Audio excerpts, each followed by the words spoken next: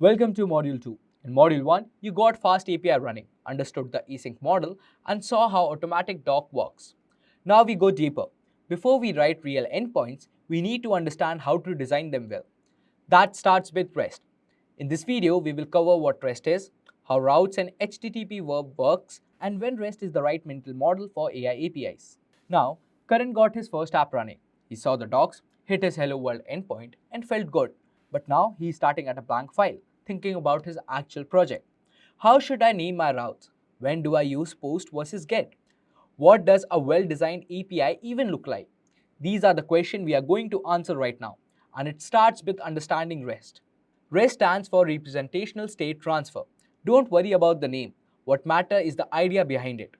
REST is a set of design principles that tells you how to structure your API. The core idea is simple. Build your API around resources.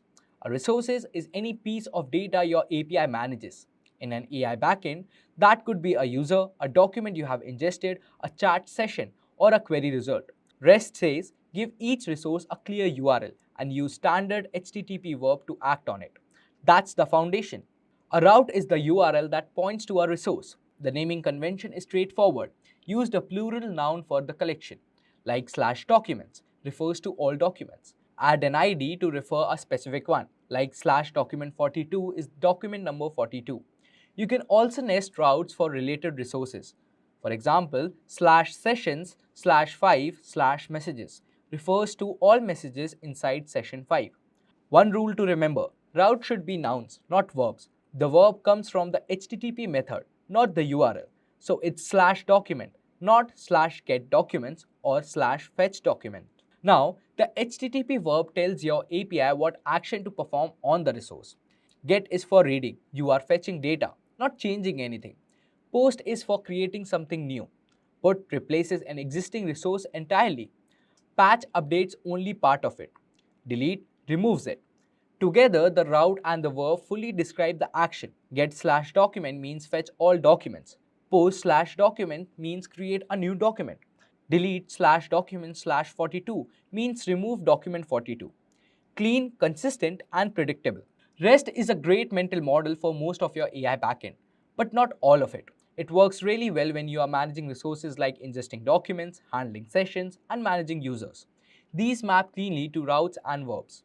But REST starts to feel awkward when you are dealing with streaming LLM responses, long-running background jobs, or multi-step agentic workflows.